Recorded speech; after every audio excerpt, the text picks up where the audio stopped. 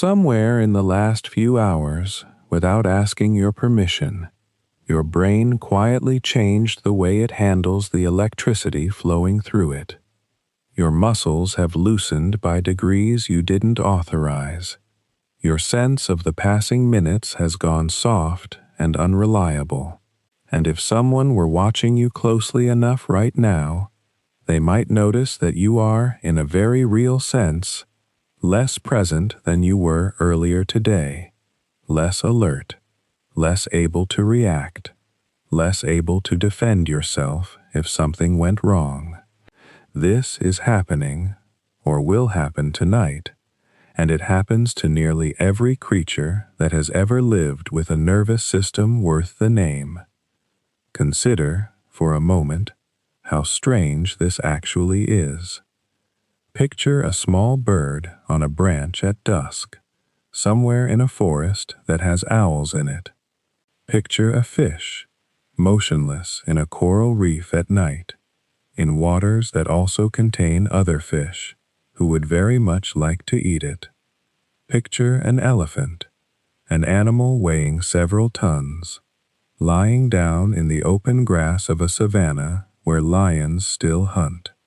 Every one of these creatures, on a regular and predictable schedule, chooses, or rather is compelled, by something deep in its biology, to stop what it is doing, to reduce its awareness of the world, and to become, for a period of time, vulnerable. Not vulnerable in some minor, theoretical way, vulnerable in the sense that a predator could walk up and end its life before it even understood what was happening. This should not have survived the process of evolution. That is the puzzle at the heart of everything we are going to talk about over the coming hours, and it is worth sitting with it for a moment before we go any further, because most explanations people casually offer for this behavior fall apart almost immediately once you look at them closely. Evolution, broadly speaking, is a ruthless editor. Behaviors and traits that reduce an animal's chances of surviving long enough to reproduce tend to get cut from the story, generation after generation, sometimes over spans of time so long they are difficult to picture. A zebra that is slightly slower than its herd mates tends not to pass on its slowness. A bird that builds its nest somewhere a little too exposed tends not to pass on that nesting instinct, because the eggs get eaten before they hatch. Over millions of years, this editorial process is remarkably good at removing anything that consistently gets an animal killed before it can raise offspring of its own. And yet here is a behavior, this business of going still and unaware for hours at a stretch, that appears again and again across the animal kingdom in creatures separated by hundreds of millions of years of separate evolutionary history. It shows up in fruit flies, whose brains are barely more than a speck. It shows up in octopuses, whose nervous systems are so different from ours that some scientists have described them as the closest thing on Earth to meeting an alien intelligence. It shows up in dolphins, who have solved the problem in a genuinely bizarre way, by letting one half of their brain rest while the other half stays awake enough to remember to surface and breathe. It shows up in humans, obviously, for roughly a third of every day we are alive, which, if you do the arithmetic across an ordinary lifespan, works out to something in the neighborhood of 25 years spent in this reduced, vulnerable state. 25 years. Let that number sit for a second. That is not a rounding error in the story of a life. That is not some minor biological housekeeping tucked into the margins. That is a quarter of a century, on average, spent by every human being, in every culture, in every historical period we have any record of, doing something that leaves us blind to danger and unable to run. If you were designing an animal from scratch, purely for survival, you would probably not include this feature. You would want your creature awake and alert as continuously as possible, always scanning for threats, always available to flee or fight. Consider the fact that even the earliest human tool makers, people chipping stone hand axes hundreds of thousands of years ago, people who had every reason to fear the dark and the creatures that moved through it, still surrendered a third of their lives to this state of reduced awareness. They must have had shelters, fires, companions taking turns on watch, all sorts of workarounds. But the underlying vulnerability never went away. It simply got managed. So the natural question, the one that has occupied scientists for well over a century now, and honestly occupied thoughtful people, long before there was a formal field of science to ask it in, is this. Why did evolution not simply get rid of this? Why does sleep, since we might as well start using the word, now that we've circled it for a while, persist so stubbornly across the entire tree of life, when on its face, it looks like exactly the kind of costly, dangerous behavior that natural selection should have quietly deleted somewhere along the way? The answer that researchers have converged on, cautiously, and with plenty of ongoing argument about the details, is a kind of reversal of the question itself. The assumption baked into why would evolution keep something so risky is that staying awake all the time would obviously be safer, or at least neutral, and that sleep is simply an inefficiency evolution never got around to fixing. But what if that assumption is backwards? What if the real story is not that sleep is a dangerous indulgence evolution tolerates despite its costs, but that being continuously awake carries its own hidden costs, costs so severe that organisms which tried to skip sleep altogether fared even worse than the ones lying still and exposed? This is a subtle but important shift in how to think about the whole subject. We are used to thinking of wakefulness as the default, the normal state, the thing an organism does unless something forces it to stop. And we tend to think of sleep as the interruption, the pause button, the thing that happens to an organism rather than something the organism actively does for a reason. But there is a growing body of evidence suggesting this framing has it exactly backwards. Sleep may not be a pause in the important business of living. Sleep may be, in some sense, part of the important business of living, doing something so necessary that organisms without it simply cannot function, cannot think clearly, cannot maintain their own bodies, cannot in the long run survive. Think of it this way, just as a rough sketch will refine considerably over the sections ahead. Imagine a city that never turns off its lights, never closes its streets for maintenance, never lets its road crews come out at night to patch the potholes and clear the debris that accumulates from a full day of traffic. For a while, that city would function.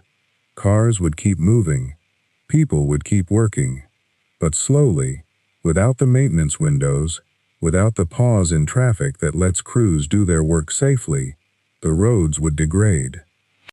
Debris would pile up in places no one ever cleared. Eventually, the city's infrastructure would begin failing in ways that no amount of continuous activity could fix, because the fixing requires the activity to stop, at least in certain sections, for at least certain hours. Something analogous, though we should be careful not to stretch the metaphor too far, seems to be happening inside a sleeping brain and a sleeping body. There appear to be processes, several of them, quite different from each other, that can only happen, or can only happen efficiently when the rest of the system quiets down.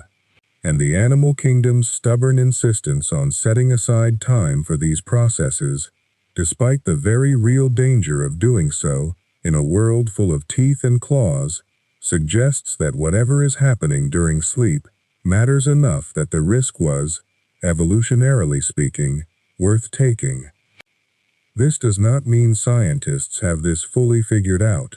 Far from it. Sleep research is one of those fields where each decade tends to overturn confident assumptions from the decade before, and researchers today are refreshingly honest about how much remains genuinely unresolved. But there is a reasonably solid starting point, and it is this. Across an enormous range of species, evolution kept sleep around, not because it failed to notice the danger, but because whatever sleep accomplishes must be valuable enough to outweigh the very real risk of lying still, unaware, in a world that has never stopped being dangerous. Over the sections ahead, we'll walk slowly through what researchers currently believe that value might be, exploring the different systems inside the body and brain that seem to depend on this strange nightly shutdown, and untangling the layers of this puzzle one at a time, the way you might work through a knot in a piece of string, patiently, without forcing anything, letting each strand loosen a little before moving to the next. Before we can ask what sleep is for, we need to agree on what sleep actually is, and this turns out to be a surprisingly slippery thing to pin down. If you asked 10 different sleep researchers for a definition, you might get 10 definitions that overlap in most places, but diverge at the edges, because sleep is not a single switch flipping between on and off. It's a cluster of features that tend to travel together, and biologists have learned to define it by that cluster rather than by any one dramatic sign. Think about how a naturalist in the field, watching some unfamiliar animal for the first time, might try to figure out whether the creature is sleeping or merely resting. You can't ask it. You can't hook it up to equipment right away, if ever. So you watch for a set of clues, and the clues that researchers have settled on over many decades of careful observation are these: a marked reduction in responsiveness to the outside world, a species' typical posture or location that the animal seeks out specifically for this state, a period of behavioral quiescence that is readily reversible with the right kind of stimulus, and a tendency for the state to return with greater intensity if it was interrupted or withheld the night before. That last one, the rebound, turns out to be one of the most important clues of all, and we'll come back to it in a moment. Let's take these one piece at a time, because each one is doing real work in ruling out things that look like sleep but aren't. Start with reduced responsiveness. A sleeping cat, curled on a windowsill, does not respond to a soft sound the way it would if it were merely sitting quietly with its eyes closed. There's a threshold that has shifted. The stimulus needs to be louder, or closer, or more meaningful, like the specific creak of a food cabinet, before the animal stirs. This is different from an animal that's simply being still, conserving energy, watching for danger, with senses fully engaged. A lizard basking motionless on a rock, waiting for an insect to wander past, is inactive but not disengaged. Its eyes are tracking. Its nervous system is on alert, ready to strike or flee within a fraction of a second. That lizard, in that moment, is not asleep, no matter how still it looks to a passing hiker. This distinction between quiet stillness and true disengagement is one people often blur when they think about their own evenings. Sitting on a couch after dinner, half watching television, might feel restful, and it is restful in a general sense. But it isn't sleep, because you would still turn your head if someone said your name softly from across the room, still notice if the phone buzzed on the cushion beside you. Sleep involves an actual gating of incoming information, a kind of filter that gets tightened so that only certain categories of stimulus get through. This is why a parent can sleep through a thunderstorm but wake instantly at the faint sound of a child's cough down the hall. The filter isn't simply closed. It's tuned, selectively, in ways that still aren't completely understood, but that clearly involve something more sophisticated than the brain merely running out of energy for the evening. Then there's posture and place. Across the animal kingdom, sleep tends to come with a signature. Birds tuck their heads under a wing, or lock their feet around a branch through a specialized tendon mechanism that keeps them from falling even as their muscles relax. Bats hang upside down, using gravity itself to keep their claws hooked into place, essentially turning their body weight into the very thing that holds them secure while unconscious.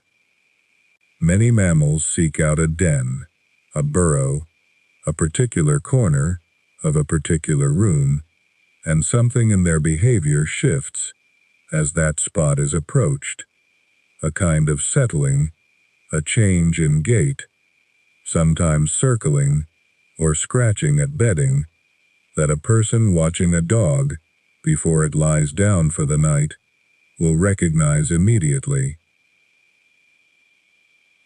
Humans do a milder version of this too.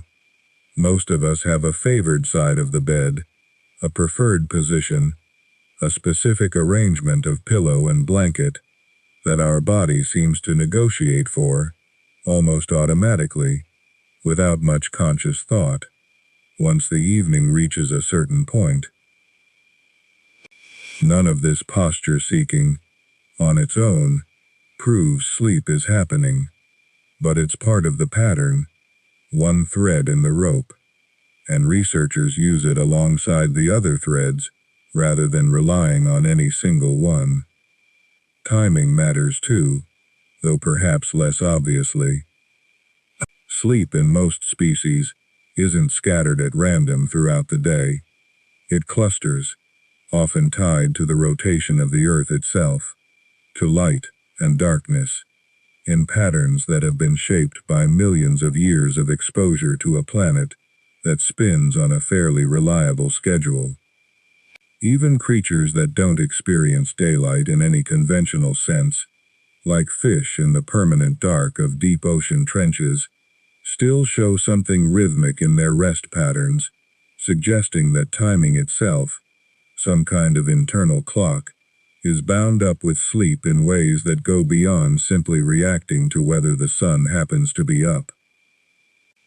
Now, reversibility. This might be the single clearest line between sleep and several other states that get confused with it. Sleep can be reversed. A firm shake, a loud noise, a bright light will bring a sleeping person or animal back to full wakeful responsiveness, sometimes groggy for a moment, but recognizably restored. This sounds obvious, almost too obvious to mention, until you place it beside states where reversibility isn't guaranteed at all. A coma is not sleep, and one of the reasons is precisely this. A person in a coma cannot simply be woken by a shake or a shout. Their brain has entered a state where the normal channels for restoring responsiveness aren't functioning, sometimes because of injury, sometimes because of illness, and the difference between that and ordinary sleep is not one of degree, but of kind. Coma involves a fundamentally different pattern of brain activity, one that doesn't cycle the way healthy sleep cycles, doesn't show the same rhythms researchers can measure with electrodes placed gently on the scalp. Anesthesia gets confused with sleep, constantly, understandably, because from the outside, they can look remarkably similar. Someone under general anesthesia lies still, eyes closed, unresponsive to the world, and to a family member watching in a hospital waiting room, waiting for news, it might seem like their loved one has simply drifted off. But the underlying brain state is quite different. Anesthesia, at least the deeper varieties used in surgery, tends to produce a kind of activity that doesn't cycle the way sleep does, doesn't move through the same recognizable stages, and critically, doesn't respond to a shake or a loud noise the way sleep does, because the entire point of the drug is to prevent exactly that kind of arousal, even during a procedure that would otherwise be intensely painful. There is ongoing scientific interest in the overlaps between anesthesia and sleep, since some of the same brain circuits do appear to be involved in both, but calling them the same thing would be a mistake most researchers are careful to avoid. Hibernation offers yet another useful contrast, partly because it seems, at first glance, like sleep stretched out to an extreme. A ground squirrel curled in its burrow through a long winter certainly looks like it's sleeping, motionless for weeks at a stretch. But hibernation involves changes far more dramatic than anything seen in ordinary sleep. Body temperature can drop to just barely above freezing. Heart rate can fall to a handful of beats per minute, and metabolism slows to a crawl in ways that would be dangerous, even fatal, for an animal in ordinary sleep.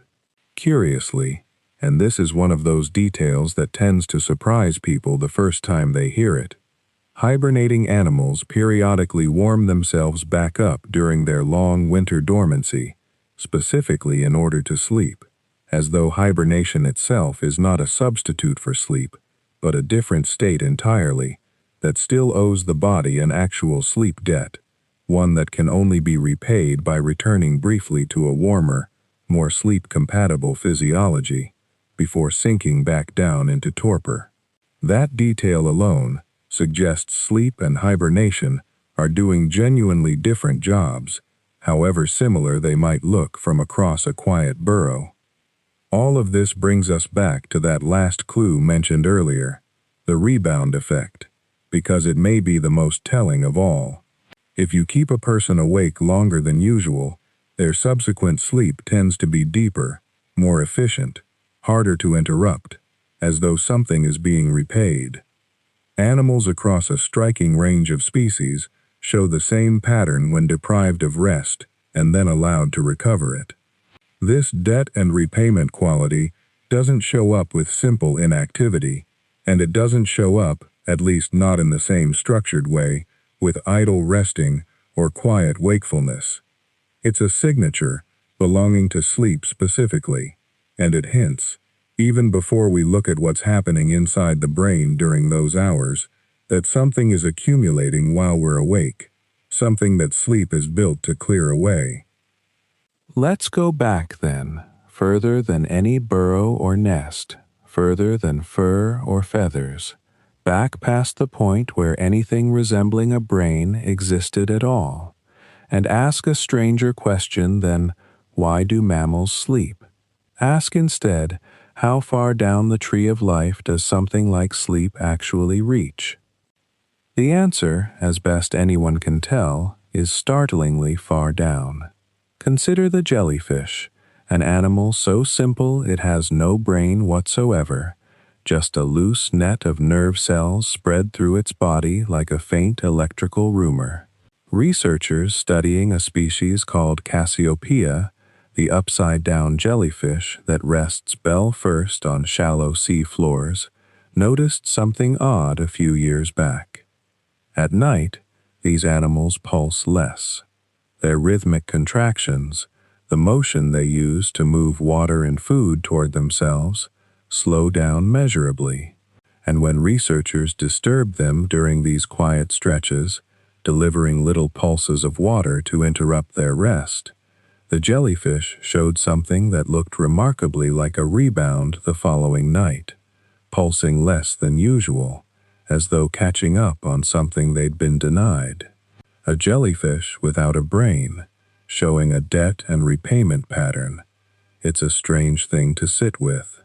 It suggests that whatever sleep is, at its most basic level, it may not require the kind of centralized nervous system we usually associate with rest at all. Move a little further along, and you reach the nematode worm, a creature so small it's measured in fractions of a millimeter, and so thoroughly studied that its entire nervous system, all 302 neurons of it, has been mapped neuron by neuron. These worms, too, show quiet periods that look like rest, particularly during a developmental stage called lethargus, when the animal is molting and appears to enter something like a sleep state, unresponsive to touches that would normally provoke it, more easily awakened by strong stimuli than by weak ones, following its own internal schedule rather than simply reacting to its surroundings. It's worth pausing on that word, unresponsive, because it points to something important. Sleep isn't merely stillness. Plenty of things hold still. What makes these states resemble sleep is that responsiveness itself changes, that the animal's threshold for reacting to the world shifts in a patterned, reversible way, and that pattern can be disrupted and then, in some cases, compensated for afterward. By the time you reach insects, the evidence gets considerably richer, if only because fruit flies have been such a workhorse of biology for over a century, ever since researchers in the early 20th century began breeding them by the thousands in glass milk bottles to study how traits pass from one generation to the next.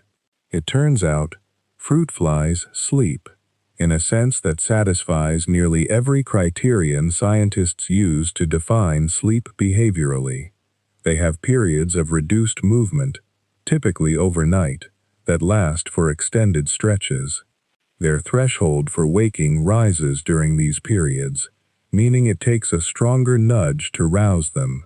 If you deprive a fly of this rest using gentle mechanical shaking, it sleeps more intensely the following day, showing the same rebound signature seen in mammals, in worms, apparently even in jellyfish. And when scientists began looking at what was happening chemically inside a sleep-deprived fly's brain, tiny as it is, they found some of the same molecular players involved in mammalian sleep regulation, adenosine among them, the very substance that coffee blocks in humans to keep us feeling alert.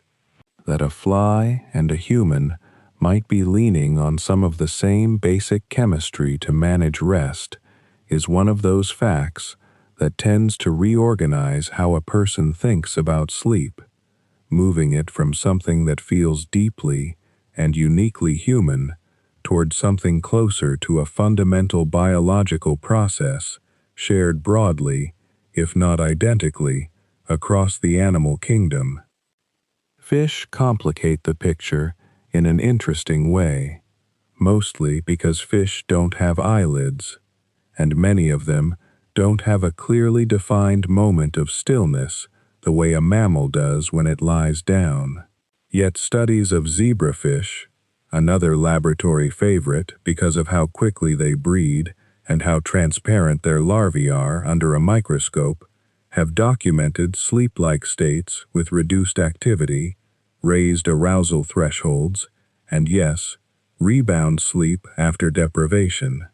Some fish species appear to rest with half their brain at a time, an ability that becomes much more dramatic and much better documented once you look at dolphins and certain seabirds, but the roots of that asymmetrical strategy may reach back further than mammals or birds at all. Sharks present their own puzzle.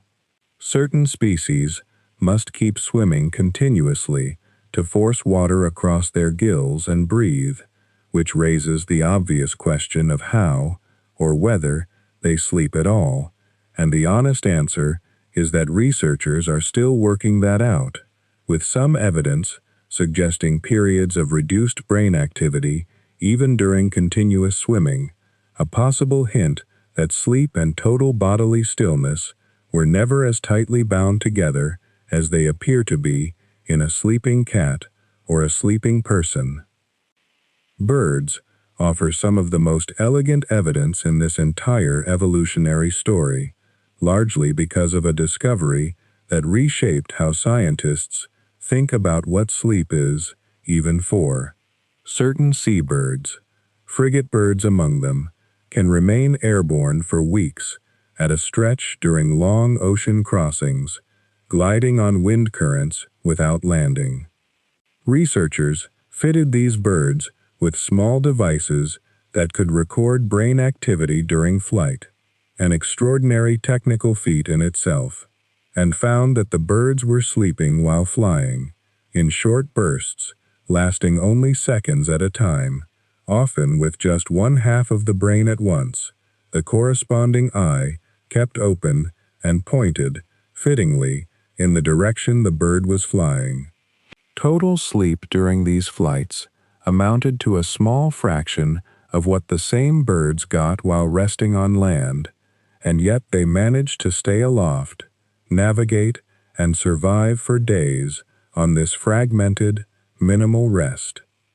It's a discovery that undercuts any simple assumption that sleep requires large, unbroken blocks of time or a body lying flat and still. Sleep, it turns out, can be sliced into slivers seconds long and distributed across a task as demanding as ocean-crossing flight, so long as something essential is still being accomplished during those slivers. Mammals, of course, are where the richest and most detailed picture exists, partly because mammals are what most sleep laboratories study, and partly because mammalian brains produce the clearest, most measurable electrical signatures of sleep stages. But even here, evolution has produced striking variety. Dolphins and other cetaceans sleep with one brain hemisphere at a time, keeping the opposite eye open, likely so they can continue surfacing to breathe and stay alert to predators, echoing that same half-brain trick seen in some birds and possibly some fish, a pattern that seems to have been discovered independently more than once by very different branches of the evolutionary tree. Elephants in the wild have been recorded sleeping as little as 2 hours a night, often standing, only occasionally lying down for the deeper rest that requires. Bats, by contrast, can sleep nearly 20 hours a day, hanging upside down in caves and hollows, their brief waking hours tightly compressed around dusk and dawn, feeding. The sheer diversity here, sleep sliced into seconds, sleep confined to half a brain, sleep stretched across 20 hours, sleep compressed into 2, is itself a kind of evidence.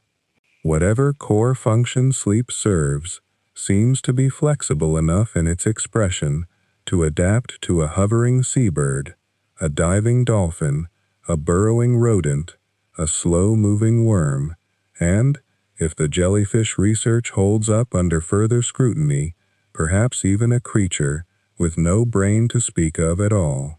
That flexibility invites a certain humility. It's tempting to look at a sleeping human curled under blankets in a dark, quiet room and assume that image represents sleep in its truest form, with every other version being some lesser variation. But the deeper history suggests something closer to the opposite, that sleep, or something recognizably sleep-shaped, emerged early, adapted constantly, and never had one single correct form to begin with. Each species seems to have taken an ancient, shared need and shaped it to its own particular life, which raises a natural next question worth sitting with quietly for a while. If sleep looks so different depending on the animal wearing it, what exactly is it accomplishing underneath all that variation? The one thing worth doing across every one of these different bodies and different brains. Before answering that question, it helps to slow down and look at how your own body decides, night after night, that now is the time.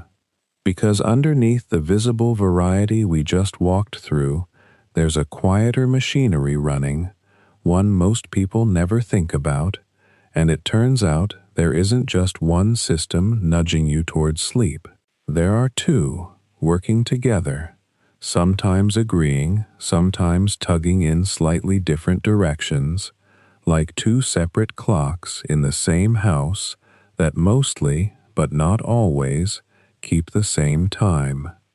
The first of these is what scientists call the circadian clock, and its name comes from Latin circa diem, roughly meaning about a day. It's an apt name because this system doesn't actually run on exactly 24 hours on its own. Left alone in a cave or a bunker, with no windows, no clocks, no cues from the outside world at all, most people's internal rhythm drifts to something a little longer, often close to 24 hours and 15 minutes or so, give or take. That's a strange thing to sit with. Your body, without help, doesn't quite match the planet's rotation. It needs a daily correction, a small nudge each morning to stay in sync, the way a slightly slow wristwatch needs to be reset now and then against a more reliable source. That reliable source, for nearly all of human history, has been light, and the way your body senses that light is worth picturing carefully, because it isn't quite what most people assume. You might think of your eyes as being for seeing, full stop, images, colors, faces, the shape of a room. And they are that, of course. But tucked among the light-sensing cells in your retina is a separate population, discovered only in the last few decades, that doesn't seem to care much about images at all. These cells don't sharpen edges or detect motion. They simply measure brightness, slowly, patiently, averaging the light falling on them over time, the way you might glance out a window, not to read anything specific, but just to get a general sense of whether it's a gray day or a bright one. This slower channel feeds directly into a small cluster of neurons, sitting almost exactly in the center of the brain, just above where the optic nerves cross, called the suprachiasmatic nucleus, a name so unwieldy that most people who study it just call it the SCN. It helps to picture the SCN not as a general command center, but as something closer to a conductor, standing in front of an orchestra made of trillions of individual cellular clocks scattered throughout your body. Because here is something genuinely strange. Nearly every cell in you, not just brain cells, but cells in your liver, your skin, your muscles, seems to carry its own tiny timekeeping mechanism, a loop of proteins that rise and fall in a roughly daily rhythm, all on their own. Left to themselves, these countless small clocks would drift out of sync with each other fairly quickly, like a room full of musicians, each playing at their own tempo. The SCN's job, informed by that steady trickle of brightness information from the eyes, is to keep tapping the beat, keeping the whole orchestra playing in time with each other and with the actual rotation of the Earth outside. One of the ways the SCN sends its message outward is through a hormone called melatonin. And this is a substance that tends to get misunderstood, so it's worth being precise about what it does and doesn't do. Melatonin is not, despite how it's often marketed, a sedative in the way a sleeping pill is a sedative. It doesn't force unconsciousness or shut the brain down directly. Its role is quieter and more like a signal than a switch. As evening approaches and the SCN senses the fall in ambient light, it sends instructions to a small gland deep in the brain, the pineal gland, which begins releasing melatonin into the bloodstream. That rising melatonin acts less like a hammer and more like a whispered announcement circulating through the body. Darkness has come. The biological night has begun. Other systems should start preparing accordingly. Body temperature begins its own dip. Alertness starts to loosen its grip. It's less that melatonin makes you sleepy, and more that melatonin tells your body it's now permitted to become sleepy, if the conditions are otherwise right. For most of human history, this whole system worked in close conversation with an environment that offered very clean signals. Bright, blue heavy daylight during waking hours. Then, after sunset, firelight or nothing at all, a warm, dim, reddish light, utterly unlike the sun, containing very little of the specific wavelengths those brightness-sensing retinal cells respond to most strongly. The SCN, in that world, had an easy job. It's worth sitting with how different that is from a modern evening spent under white ceiling lights, or in the glow of a screen, both of which contain enough of that blue-toned light to confuse the very sensor's evolution built for reading sunset. The clock hasn't changed. The message it's receiving sometimes has. Now, alongside this clock system, quietly and mostly separately, a second process is running, and it works on a completely different principle. Where the circadian clock cares about time of day, this second system cares about accumulation, about a kind of biological debt that builds the longer you stay awake, and it's usually called sleep pressure, or, more technically, sleep homeostasis. The clearest way to picture this is something closer to an hourglass, or perhaps more precisely, a bathtub slowly filling with water.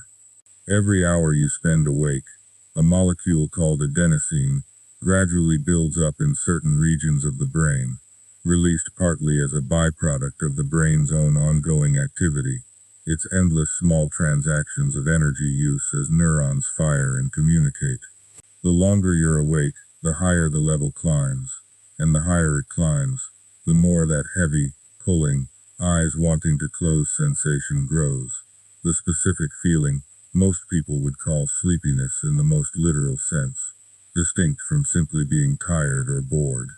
Then, during sleep, that adenosine is gradually cleared away again, the tub slowly draining, the pressure easing, until you wake up with the level low once more, and the whole cycle begins fresh. This is, incidentally, exactly the system that caffeine interrupts, though not in the way many people picture it. Caffeine doesn't add energy or remove sleepiness directly. It's closer to putting a hand over the gauge. Caffeine happens to be shaped closely enough to adenosine that it can slot into the very receptors adenosine would normally bind to, occupying them, blocking the signal, without actually triggering the message the way adenosine does. The brain is still accumulating adenosine underneath. The tub is still filling, but the reading on the gauge is temporarily suppressed. This is part of why, once the caffeine eventually wears off and unbinds from those receptors, the accumulated adenosine that was quietly waiting the whole time can suddenly make its presence known all at once, which is one honest explanation among several for that particular flavor of afternoon crash. What makes sleep pressure such a careful, almost stubborn system is that it doesn't seem to be easily fooled or bargained with over the long run. Skip a night or shorten one significantly, and the adenosine simply keeps accumulating past its usual ceiling, and the following sleep tends to arrive deeper and more concentrated, particularly in the early, heavier stages, as though the body is trying to pay down the debt as efficiently as it can in the time available. This rebound effect, well documented in sleep laboratories going back decades, is one of the clearest pieces of evidence that sleep isn't simply optional, something to be indefinitely postponed without consequence.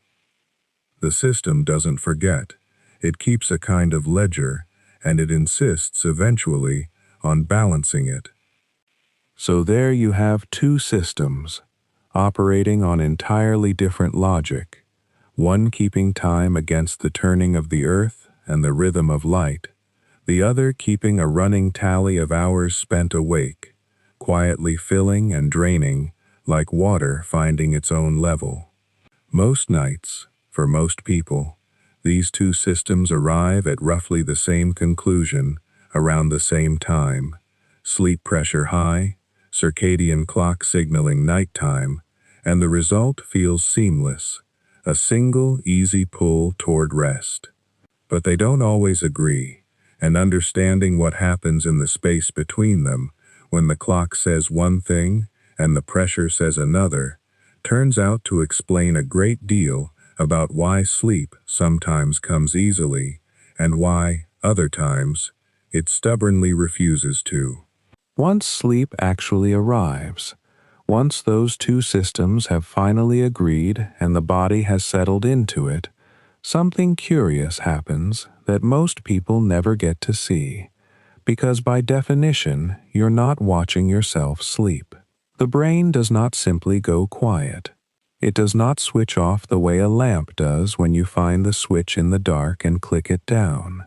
Instead, it moves, quite deliberately, through a sequence of distinct states, each with its own electrical signature, its own chemistry, its own peculiar jobs to do.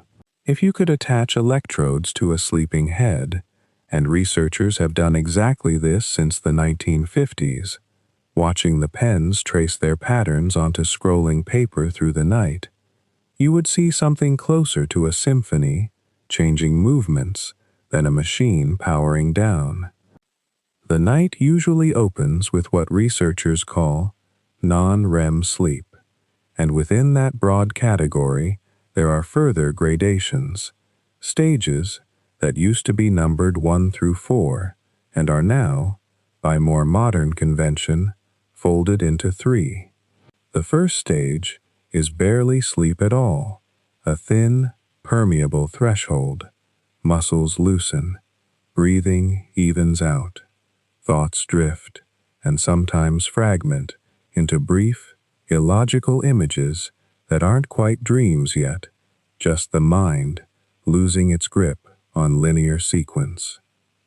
This is the stage where you might feel yourself falling, a sudden jolt of the legs or the whole body, a hypnic jerk, as though some ancient part of the brain briefly mistook the relaxing muscles for the beginning of an actual fall and sent a reflexive correction. Harmless, common, and oddly reassuring once you understand it as a kind of miscommunication between old and new machinery rather than anything wrong. From there, the brain settles into the second stage, where it spends, across a full night, more total time than in any other. Here, the electroencephalogram, the tracing of the brain's electrical activity, begins showing two very particular signatures. One is called a sleep spindle, a short burst of fast, rhythmic oscillation that appears and vanishes within a second or two, like a brief shiver of activity rippling across the cortex. The other is called a K-complex, a single sharp, tall wave that can appear spontaneously or be triggered by a sound or touch, as though the brain is registering the disturbance, and then, almost pointedly, damping it back down, protecting the sleep rather than breaking it. Spindles, in particular, have earned a great deal of scientific attention because their frequency and number seem tied to the strengthening of certain kinds of memory overnight, the brain apparently using these small electrical events as part of its filing process, though the exact mechanics of how a spindle helps consolidate a memory are still being worked out, one careful study at a time.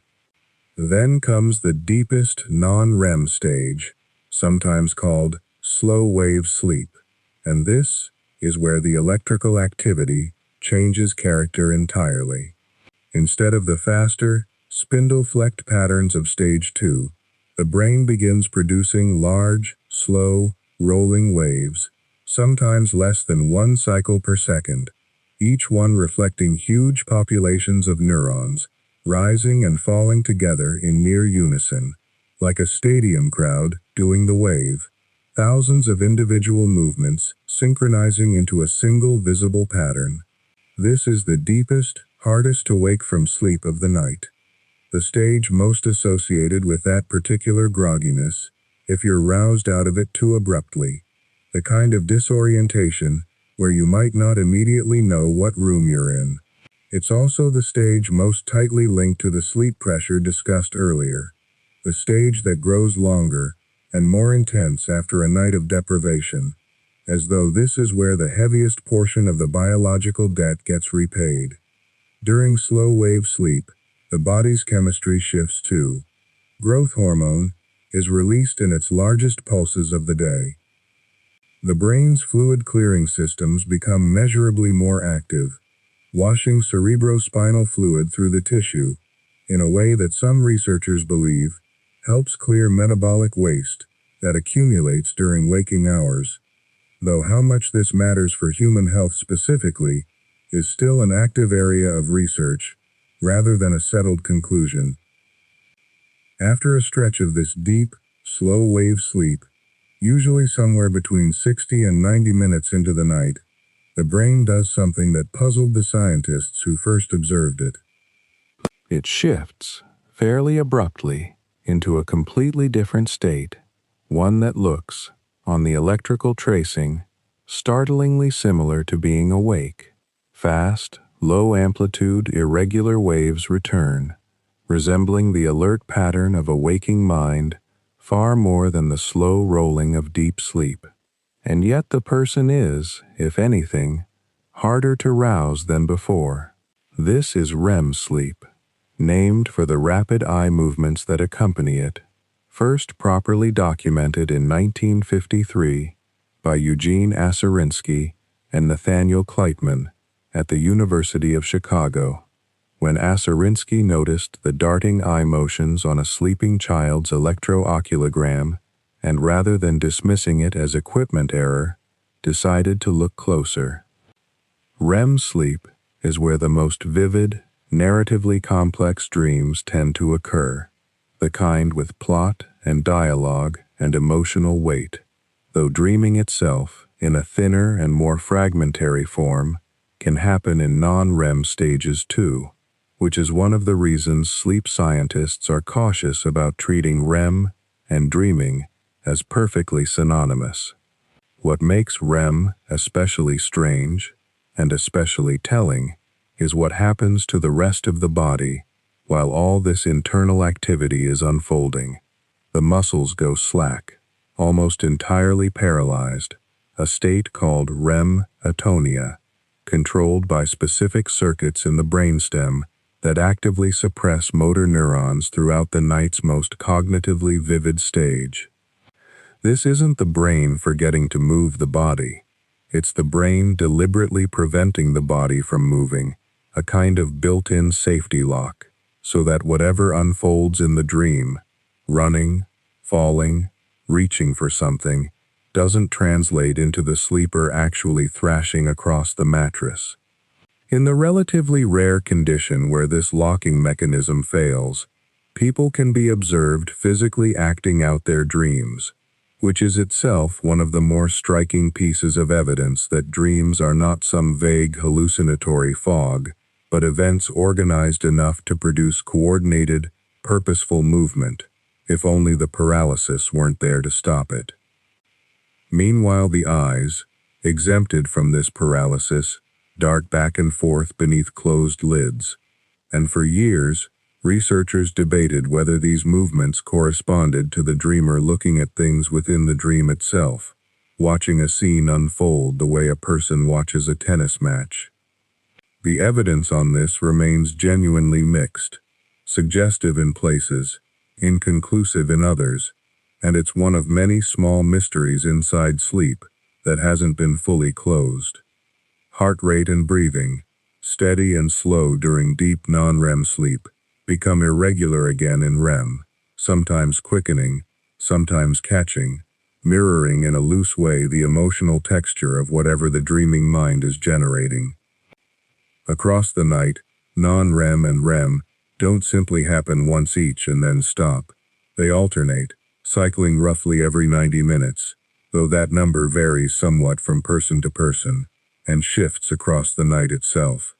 Early cycles are weighted heavily towards slow-wave sleep, the deep, restorative stuff, arriving mostly in the first half of the night. Later cycles tip the balance toward REM, with dream stretches growing longer as morning approaches, which is part of why the dreams people remember most vividly tend to be the ones happening just before they wake, the ones REM sleep was building toward all along. And even this description, layered and specific as it already is, still understates how active the sleeping brain really is, because sleep, it turns out, isn't always a single unified state happening identically everywhere in the skull at once. Researchers using more localized recording methods have found something called local sleep, in which different regions of the cortex can drift into sleep-like slow-wave patterns somewhat independently of one another, and can even, briefly, show wakeful patterns while the rest of the brain remains asleep, or the reverse, sleep-like activity, intruding briefly into an otherwise awake brain. It's an odd, almost unsettling idea once you sit with it, that sleep and wakefulness might not be two clean, mutually exclusive states the whole brain enters together, but something closer to a shifting, patchwork negotiation happening region by region, and it's worth pausing there for a moment before turning to what any of this cycling, spindling, waving activity is actually thought to be accomplishing. Let's sit with that question for a while, because it's older than almost any other question science has asked about the body. Why do we need sleep at all? Not what happens during it, but why the need exists in the first place. And the oldest, most intuitive answer, the one that probably occurred to someone lying exhausted by a fire tens of thousands of years ago, is simply that sleep restores something the day has used up. It's a satisfying idea because it matches how sleep feels. You spend yourself during waking hours, and sleep pays the debt back. The trouble, as researchers have discovered again and again, is that turning this intuition into a precise, testable, singular mechanism has proven remarkably difficult, and the restoration hypothesis, for all its common sense, has fractured into a dozen smaller hypotheses, each true in its own limited way, none of them sufficient on its own. Start with the simplest version, the energy story, the idea that sleep exists to let the brain and body recover from the metabolic cost of being awake. There's something to this. The brain is an expensive organ, consuming a large share of the body's energy relative to its size, and during sleep, especially deep non-REM sleep, overall brain metabolism does drop, sometimes by a meaningful percentage compared to relaxed wakefulness. Glucose consumption slows. But here's where the tidy story starts to wobble. The amount of energy actually saved by sleeping, compared to simply lying quietly awake in the dark, turns out to be surprisingly small. Some estimates put the metabolic savings of a full night's sleep versus restful wakefulness at only a modest fraction of daily energy expenditure, something like the caloric equivalent of a slice of bread. That's not nothing, but it's a strange amount of evolutionary machinery, memory consolidation, immune shifts, paralysis of the muscles, vulnerability to predators, all built to save the caloric equivalent of a piece of toast. If energy conservation were the whole story, evolution seems to have gone to enormous trouble for a fairly small return, which suggests energy saving is a real effect, but not the central purpose. So attention turned to something smaller and more literal: cellular repair. The idea that cells accumulate damage during the day and use sleep as scheduled maintenance time. This idea has real support at the molecular level.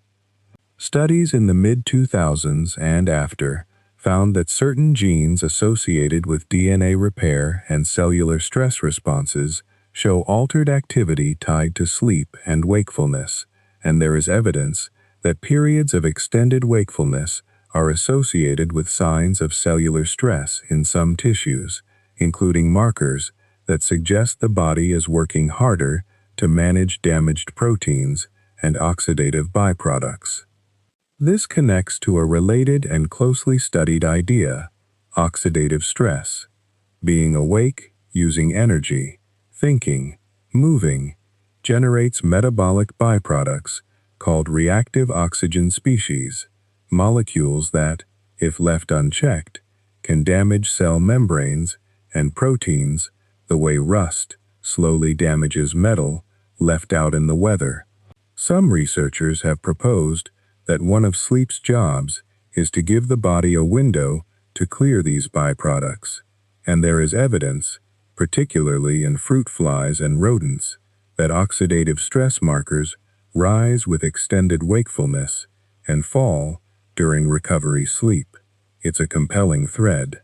But like the energy story, it doesn't fully close the case, because oxidative stress accumulates during ordinary waking activity in general, not sleep loss specifically, and plenty of tissues throughout the body manage oxidative repair continuously, awake or not, using their own local mechanisms that don't obviously require the whole organism to lose consciousness. Protein balance offers another angle, one that's become especially prominent in recent decades because it connects sleep to the brain more directly than metabolism alone can. Neurons communicate constantly, and that communication involves building and modifying proteins at synapses, the tiny junctions where one neuron signals another. Over a day of learning and sensing and reacting, this synaptic protein activity accumulates, and one influential idea, sometimes called the synaptic homeostasis hypothesis, proposes that wakefulness involves a general strengthening of synaptic connections, a kind of accumulating volume, and that sleep, particularly slow-wave sleep, allows for a broad, proportional downscaling, quieting things back down to a sustainable baseline so the system doesn't become saturated, noisy, and metabolically unaffordable to run. There is real experimental support for this, including studies showing that certain markers of synaptic strength do increase across waking hours and decrease after sleep. But again, it's a partial answer. It explains something about why the cortex specifically might need sleep, without explaining why organisms with much simpler nervous systems, or even some organisms that seem to lack a brain in the way we think of one, also show sleep-like states. Then there's the discovery that reshaped a great deal of this conversation within the last 15 years or so, the recognition that the brain has its own dedicated waste clearance system, sometimes called the glymphatic system, a network that uses the fluid surrounding brain cells to flush out metabolic byproducts, including a protein called beta amyloid, the same protein implicated in Alzheimer's disease when it accumulates abnormally.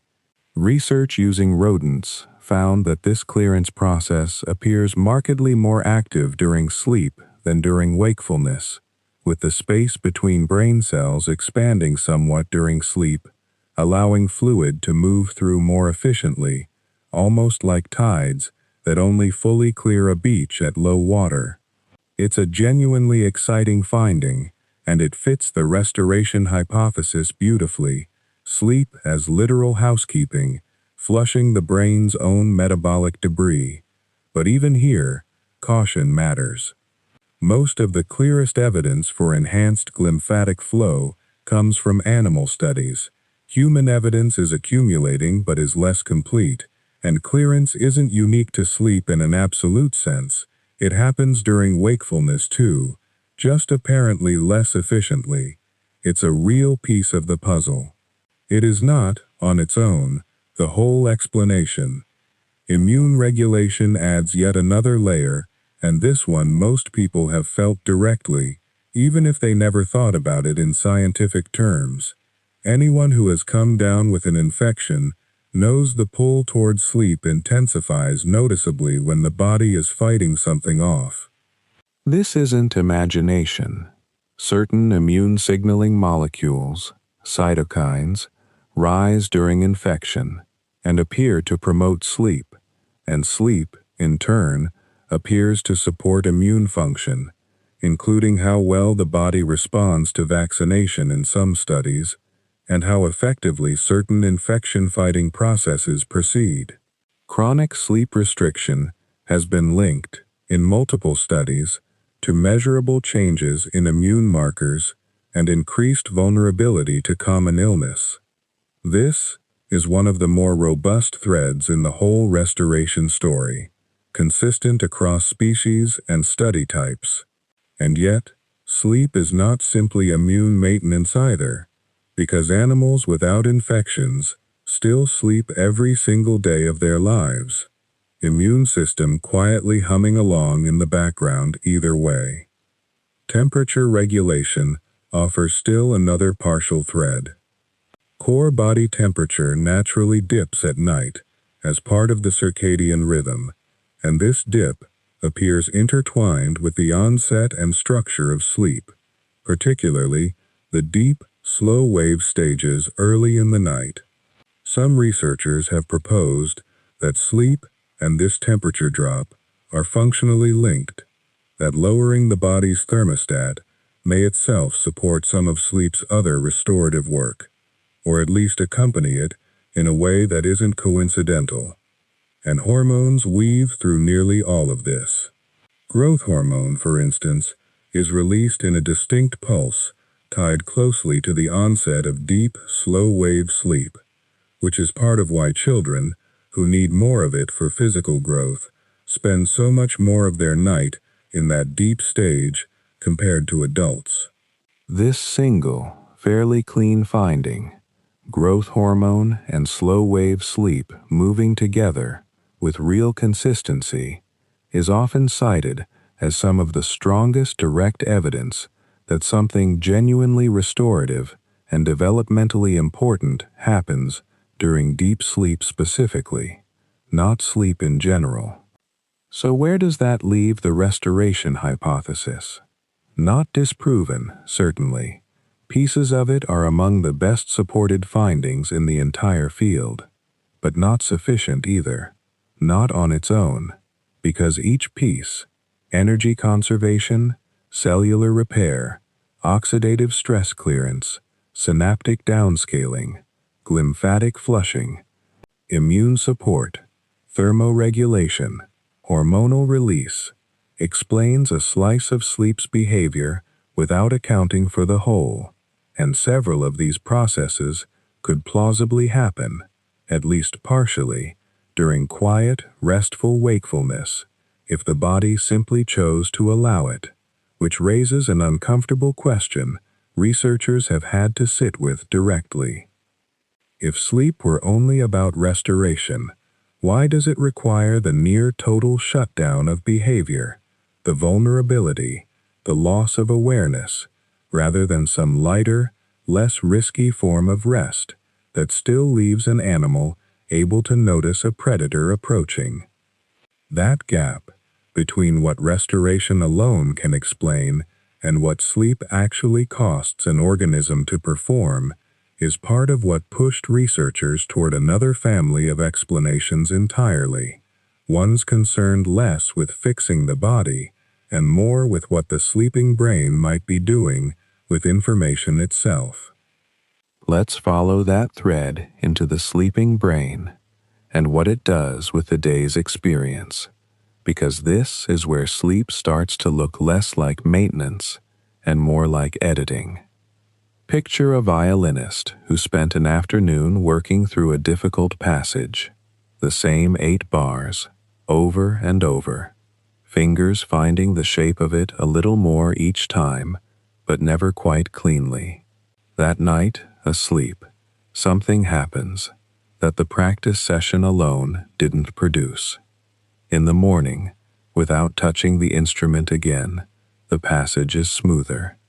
Not because sleep taught new notes, there were no new notes, but because something reorganized what the hands already half knew. This pattern shows up again and again in studies of motor skill learning, typing sequences, mirror tracing tasks, sequences of finger taps, and it's one of the more reliable findings in the whole literature on sleep and memory, that a period of sleep between practice sessions often produces measurable improvement that simple time awake does not. Researchers have argued about how much of this is sleep doing something active versus wakefulness doing something mildly disruptive, interference from new experiences crowding out the old, and that argument isn't fully settled. But the asymmetry keeps appearing. Sleep after learning tends to help in ways equivalent waking time tends not to. What seems to be happening, at least in outline, involves a process called replay, and it's a strange thing to sit with once you understand it.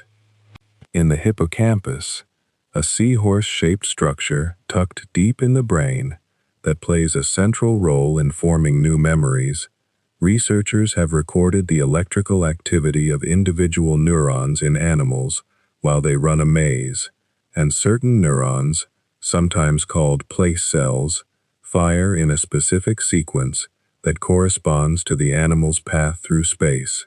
This cell, then that one, tracing the route. Later, while the animal sleeps, that same sequence fires again, in the same order, sometimes compressed into a fraction of the original time, as if the brain is running a fast, silent rehearsal of the day's journey without the body moving an inch. This was a genuinely startling discovery.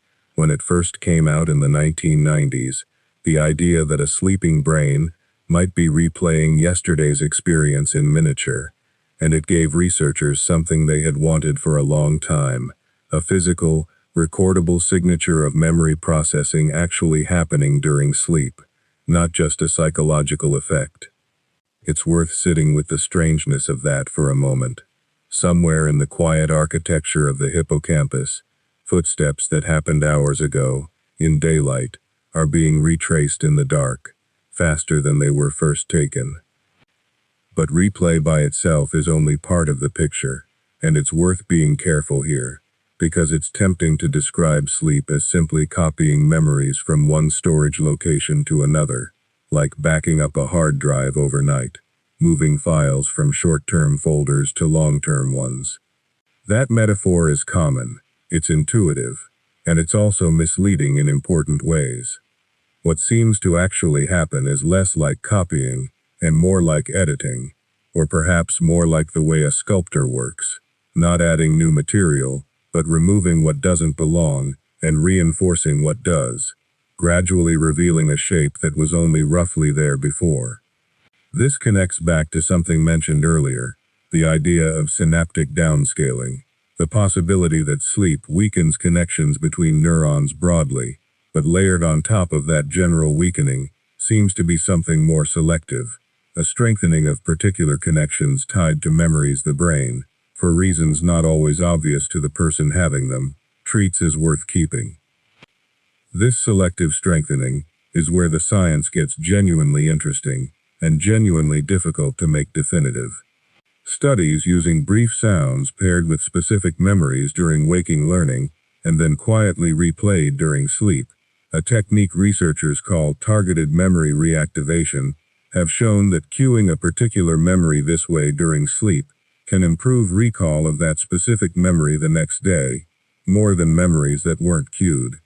It's a delicate, almost surgical kind of evidence, suggesting that sleep isn't uniformly processing everything a person experienced, but can be nudged toward particular threads, reinforcing some over others, depending on subtle signals.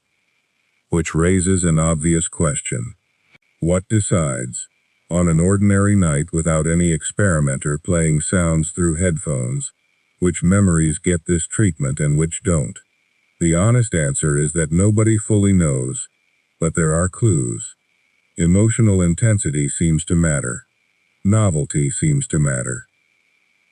Relevance to future goals, at least in some studies, seems to matter. Sleep, in other words, doesn't appear to be an indiscriminate archivist filing away the entire day. It looks more like an editor with opinions, even if those opinions aren't easy to predict from the outside. Emotional memory deserves its own attention here, because sleep seems to do something to feelings that it doesn't do to plain facts, and the difference is worth sitting with. There's a body of research suggesting that REM sleep, the stage associated with vivid dreaming, may help take the emotional intensity out of a memory while leaving the factual content intact, a kind of overnight softening.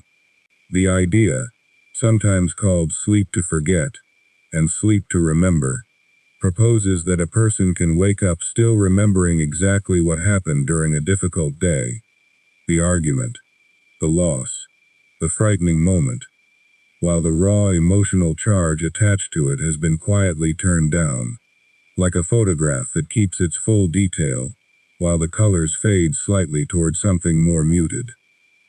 This matters clinically as well as personally.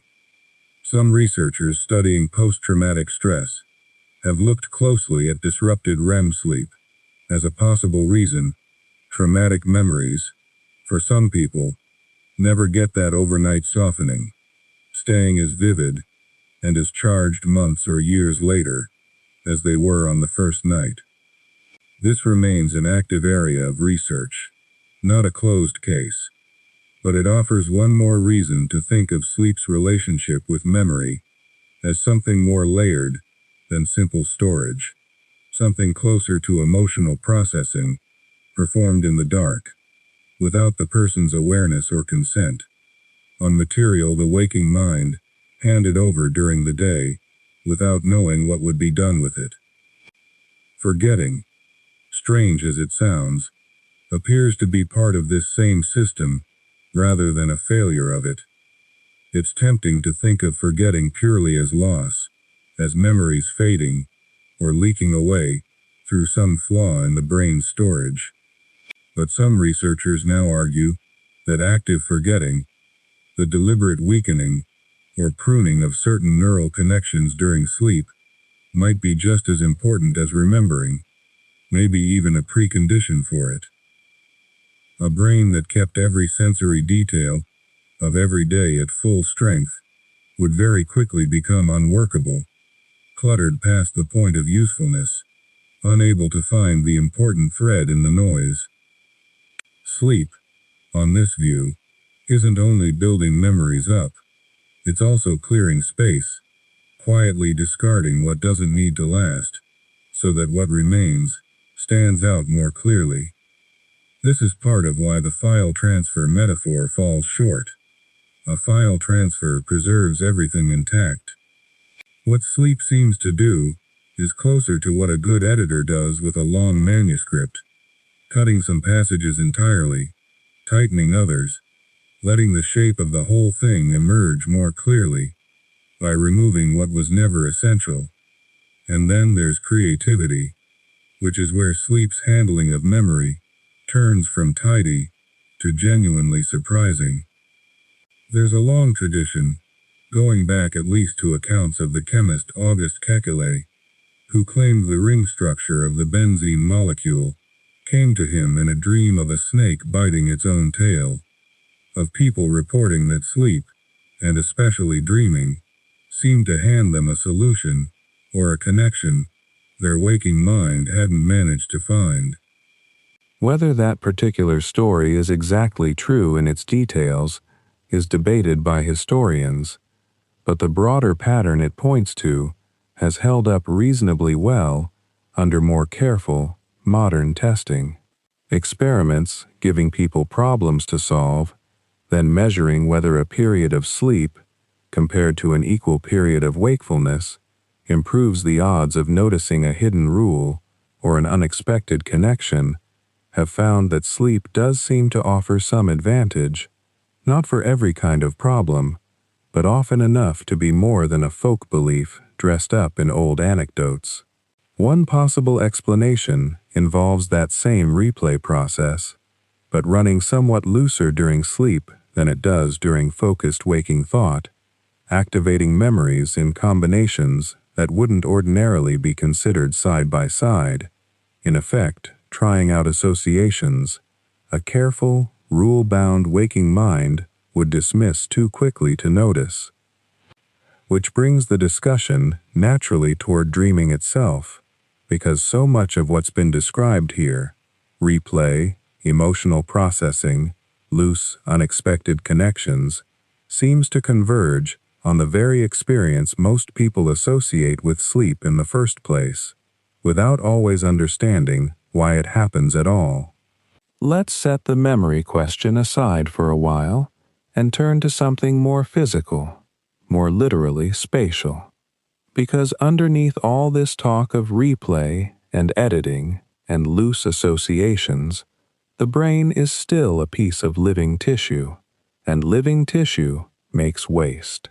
Every cell in the body produces byproducts as it works, the way any engine running produces exhaust, and the brain, despite weighing only about 3 pounds, burns a startling share of the body's total energy just sitting there, thinking, regulating, maintaining itself. That work leaves residue. And for a long time, one of the quieter puzzles in neuroscience was a fairly mundane, almost plumbing-related question. Where does it go? Most of the body handles this problem through the lymphatic system, a network of vessels running alongside the blood vessels, quietly collecting fluid and waste from tissues and eventually returning it to the bloodstream to be filtered out by the kidneys and liver. It's not a glamorous system.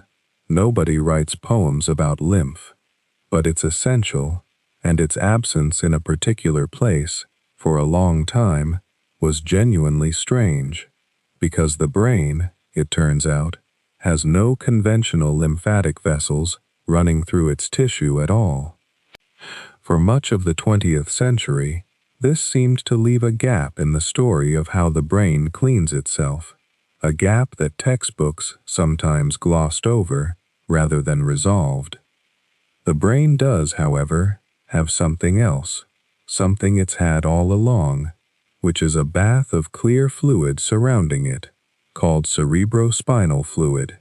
If you've never pictured this before, imagine the brain not as something sitting dry inside the skull, the way a walnut sits in its shell, but as something closer to a delicate object, suspended in a clear liquid, cushioned from the bone around it, floating rather than resting.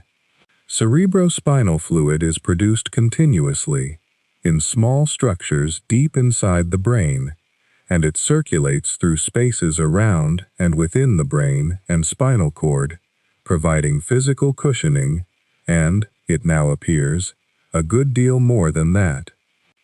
For a long time, the assumption was that this fluid mostly stayed in its own separate compartments, washing around the outside of brain tissue and through certain internal chambers, without penetrating very far into the tissue itself, where the actual working cells lived. The brain's own cells, the thinking was, dealt with their waste through more local, cell-by-cell processes, the way a person might tidy their own room without much help from whoever cleans the hallway outside. That picture started to shift in the early 2010s, when researchers, using techniques that could track fluid movement in living animal brains, began to notice that cerebrospinal fluid wasn't staying so politely in its lane. It appeared to be flowing along the outsides of blood vessels, following them like a hiker following a trail down into brain tissue, reaching areas that had seemed off-limits to it and picking up waste products along the way before draining back out. This pathway was given a name that borrows from the very system the brain seemed to be missing, the glymphatic system, a word that fuses glial, referring to the brain's support cells, with lymphatic, gesturing toward the function it was thought to resemble. The idea, still being tested and refined rather than fully settled, is that the brain has its own version of the lymphatic drainage found elsewhere in the body, just built differently, using the fluid-filled spaces around blood vessels as its channels instead of a dedicated set of vessels of its own. What made this finding particularly interesting to sleep researchers wasn't just that this system existed, but that its activity seemed to change quite a bit depending on whether the animal being studied was awake or asleep. In the initial studies, using mice, the flow of cerebrospinal fluid into brain tissue and the clearance of a marker of waste, a protein fragment called beta amyloid, which has drawn particular attention because of its association with Alzheimer's disease, appeared to increase substantially during sleep and during anesthesia compared to when the animals were awake. One proposed mechanism, though still an active area of investigation, involves the physical space between brain cells itself. Some research has suggested this space, the gaps that fluid has to move through, may expand somewhat during sleep, perhaps by 20% or more in these animal studies, effectively widening the channels available for fluid to pass through, the way a hallway that's merely adequate during the day might, if it briefly grew wider at night, allow far more to be carried through it before morning. It's worth sitting with why that would make any sense at all, biologically. A brain that's awake and actively processing the world is, at the level of its individual cells, a busy and somewhat crowded place. Neurons are firing, signaling molecules are being released and reabsorbed, support cells are responding to all of this activity, and the whole tissue is, in a sense, occupied with the primary business of thinking. Widening the spaces between cells to let more fluid flow through might not be something the brain can easily do, while also handling the demands of alert, active cognition. Sleep, in this framework, isn't just a pause in mental activity for its own sake. It may be closer to a change in what the tissue is optimized for at that particular moment, shifting some resources and some physical space away from active signaling and toward maintenance, the way a restaurant kitchen that runs at full tilt during dinner service might, once the doors are closed and the last order has gone out, rearrange itself, wipe down surfaces that were too busy to touch for hours, and take stock of what needs restocking before the next day begins. It's important, though, to be honest about how much of this remains uncertain, particularly when it comes to translating findings from mice to people. The original glymphatic studies were done in rodents, using imaging techniques and dye tracers that can't simply be applied to a living human brain in the same way. Some subsequent work in humans, using different, less invasive methods, has found evidence broadly consistent with increased fluid movement and waste clearance during sleep, but the picture is less complete, and in places, more contested than early popular accounts of the discovery sometimes suggested. There's ongoing scientific discussion about exactly how much the cell space geometry changes in the human brain, about how much of the clearance effect depends on sleep itself versus factors like body posture or the type of anesthesia used in some studies, since lying down and certain drugs both seem to influence fluid dynamics somewhat independently of sleep. None of this means the underlying idea is wrong, only that it's still being carefully mapped, refined, and in some cases revised, which is simply what happens to any genuinely new area of biology once more laboratories start looking closely at it from different angles.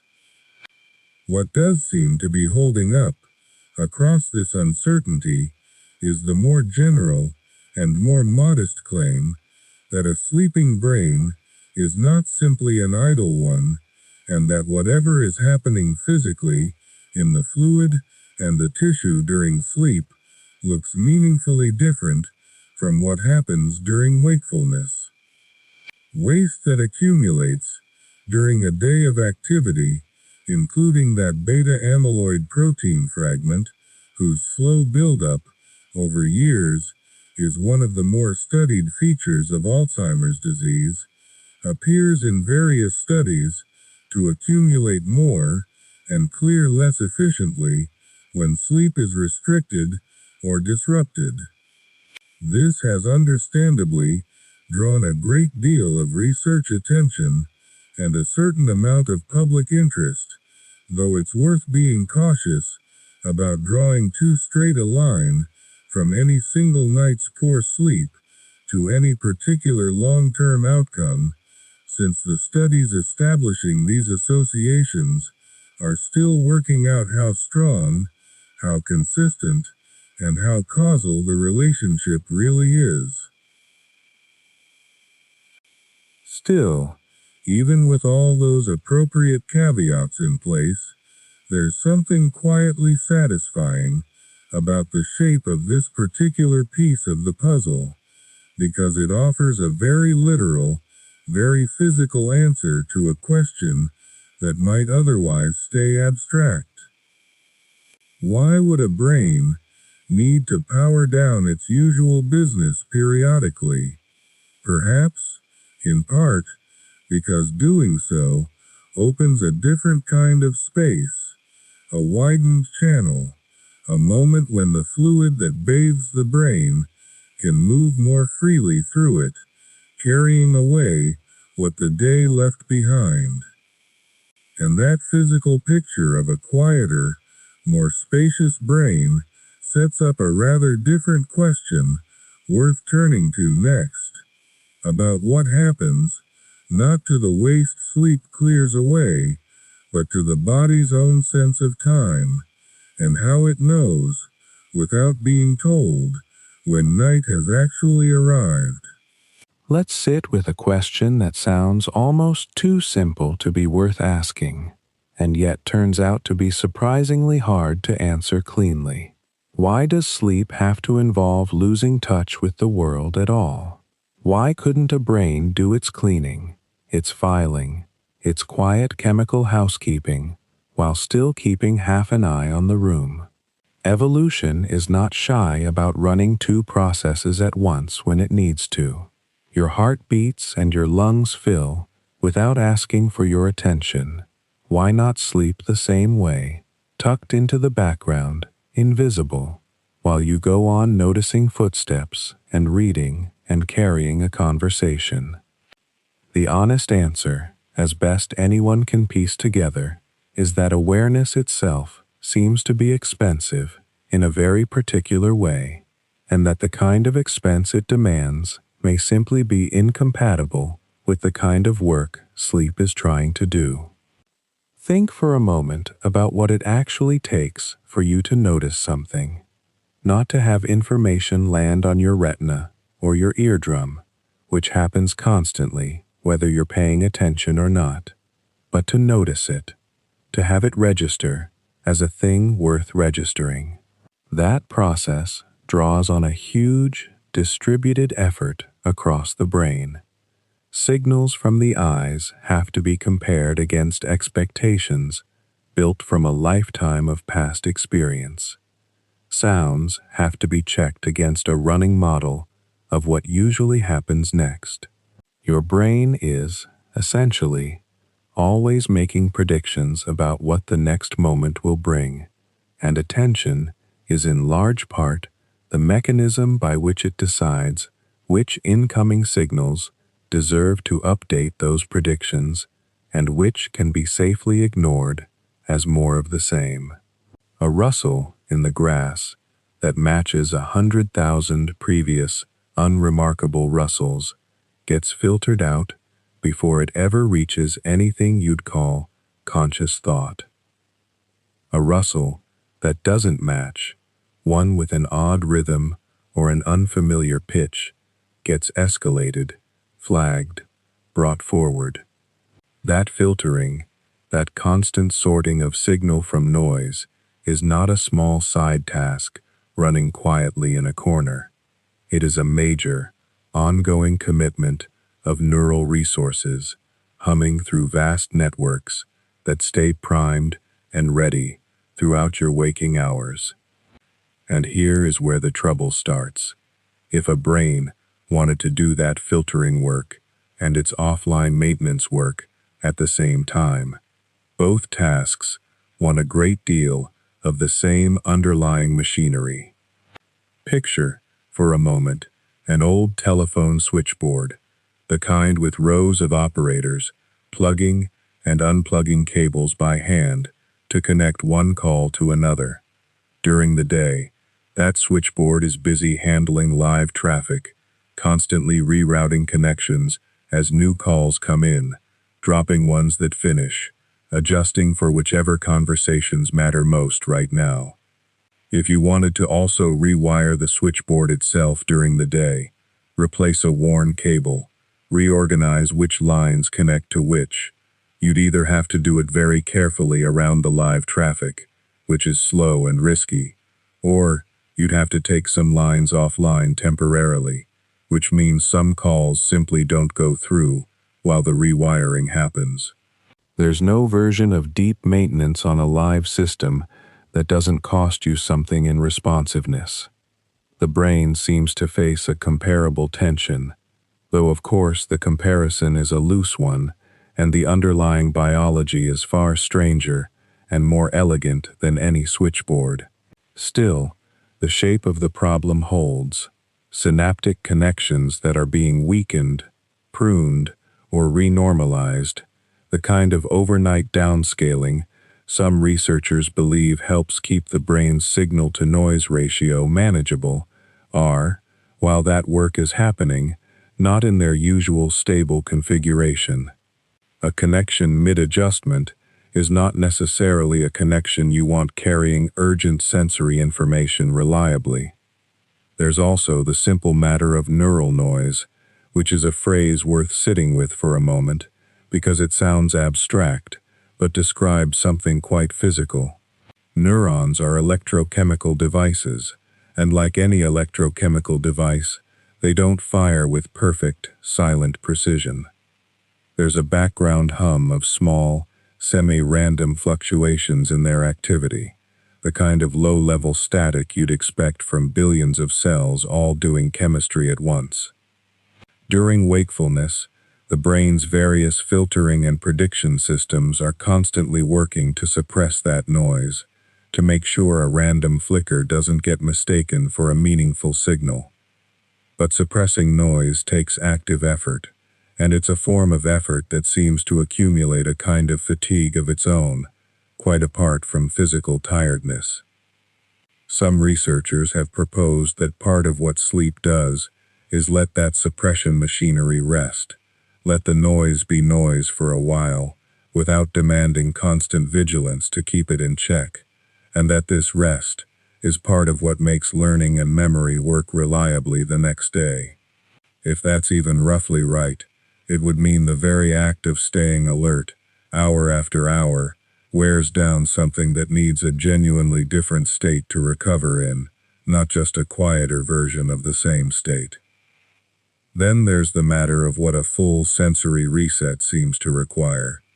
Each day, the brain is bombarded with an enormous, continuous stream of input, and part of what it has to do, constantly, is decide what from that stream is worth keeping in some more durable form and what can be let go.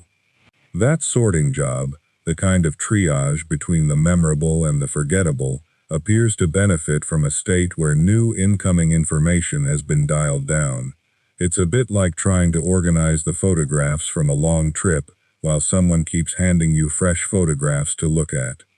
You can do a little sorting in between, but a proper reorganization, the kind where you can compare an early photo against a later one and really decide which shots the trip is best represented by, goes much better once the flow of new pictures has actually stopped, even briefly. Consolidating memory, in other words, seems to want a pause in the intake, not merely a slower trickle of it. So if the costs of full offline processing are real, so are the costs of the alternative, and it's worth taking those seriously too, because nothing about this trade-off is free in either direction. An animal that is deeply unresponsive to its surroundings is, for as long as that lasts, vulnerable in an old and very literal sense. It cannot hear the twig snap. It cannot smell smoke early enough to move. Every animal that sleeps has, in effect, made a bet that whatever is gained from that vulnerable window is worth more than the risk it introduces, and species have hedged that bet in wildly different ways, some sleeping in short bursts, some sleeping half a brain at a time, some choosing burrows and hollows and the highest branches specifically to make the bet safer. None of that variation looks like an accident. It looks like a great many separate solutions converging, again and again, on the same underlying requirement, that something in the nervous system periodically needs a state distinct enough from ordinary waking life that awareness itself has to be dialed down to make room for it. Which raises a further, quieter possibility worth just holding in mind for now. Maybe the divided approach, doing maintenance while staying alert, was tried by evolution, in some ancestral lineage or another, and simply didn't work as well. Maybe brains that tried to split the difference were slower to learn, noisier in their perception, worse at telling danger from static, and so did not do as well over the long run as brains willing to accept a nightly closed sign in exchange for undivided attention to the work of upkeep. That's speculation dressed up as biology if stated too confidently, and it should stay speculation, but it fits comfortably with everything else we've looked at so far, all of it pointing toward the same modest conclusion that some kinds of repair, some kinds of resetting, some kinds of quiet sorting through the day's experience simply seem to need the lights turned down to happen properly. And once you accept that awareness has to dim for these processes to unfold, a new question opens up almost immediately about how the body knows precisely when to dim it, not randomly, not whenever convenient, but on a rhythm tuned with remarkable precision to the turning of the earth itself, which is where the story naturally turns next. Let the earth's turning wait a moment longer, because before we get to timing, it's worth looking at what evolution actually did with that closed sign once it existed, because the closed sign, it turns out, is not always fully closed.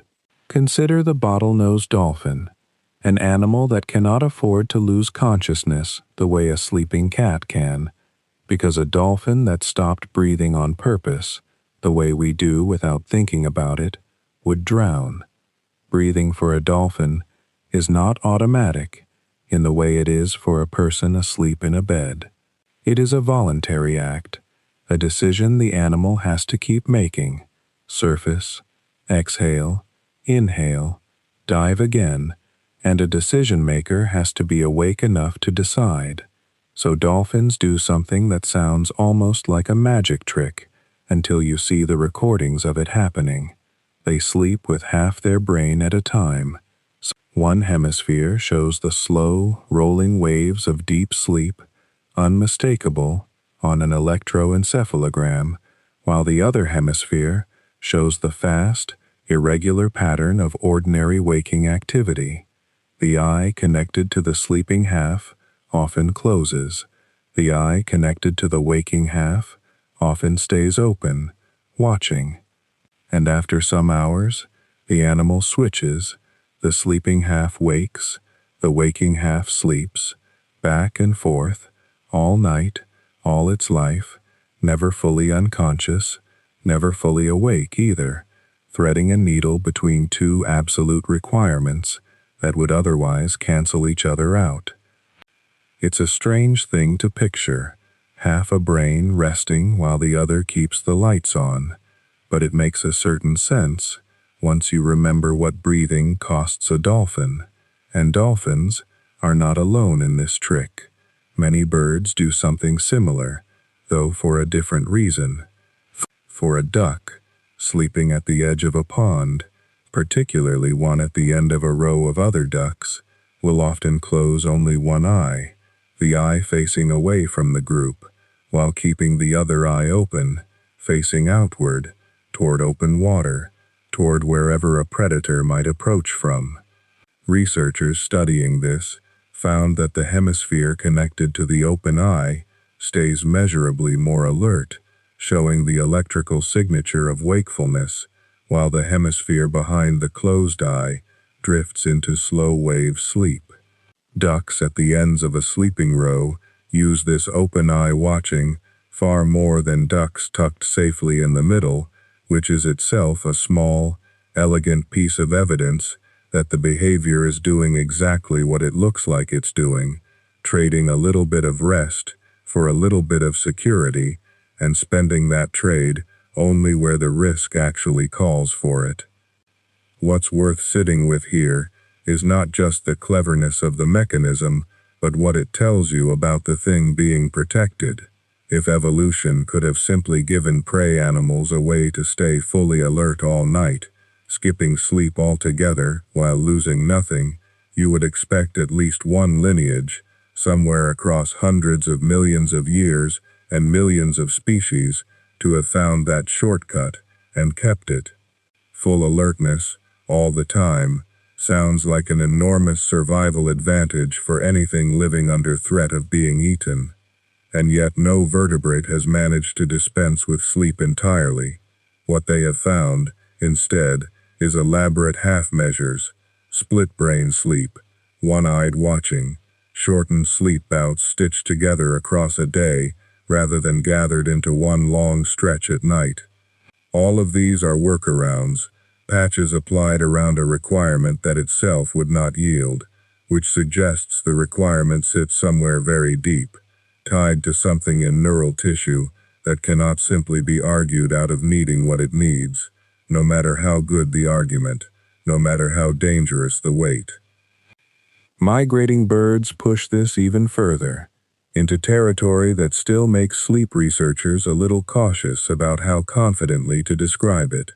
Some songbirds, during the weeks of their long seasonal flights, appear to sleep only in scattered seconds at a time, brief episodes stacked one after another while still airborne, wing beats continuing uninterrupted.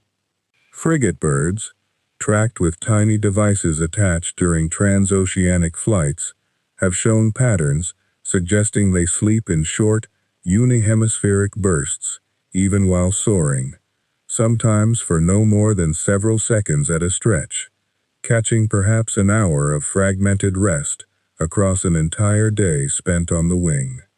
It is not luxurious sleep by any measure, nothing like the long consolidated stretch a person gets in a quiet bedroom, but it appears to be enough to keep the animal functioning across days of continuous flight that would otherwise be simply impossible to survive without any rest at all. The bird does not choose between flying and sleeping.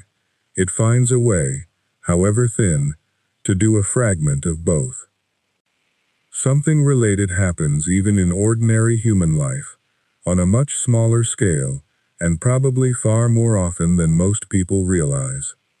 A microsleep is exactly what it sounds like, a lapse into sleep lasting only a few seconds, sometimes so brief the person experiencing it has no memory afterward of losing consciousness at all. It shows up most dangerously behind the wheel of a car, late at night, on a long straight highway, when the driver's eyelids drop for a moment. The eyes may even stay technically open, and the brain, exhausted past some threshold, simply takes the nap it's been denied, whether or not the moment is convenient. It is the same underlying pressure that pushes a bird to snatch seconds of rest mid-flight, showing up in a species that generally has the luxury of sleeping in a proper bed, but only when that species has ignored the pressure for too long.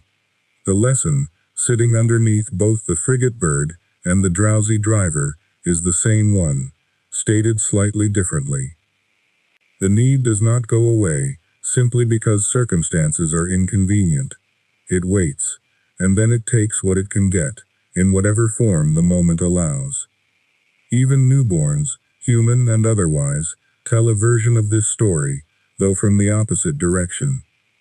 A newborn infant sleeps not in one long nighttime stretch, but in a scattered constellation of naps, spread unevenly across day and night, adding up to 16 or more hours out of 24, waking every few hours to feed, and then dropping back under almost immediately. This looks, at first glance, like disorganization, like a system that simply hasn't learned to consolidate itself yet, and in a sense that's true.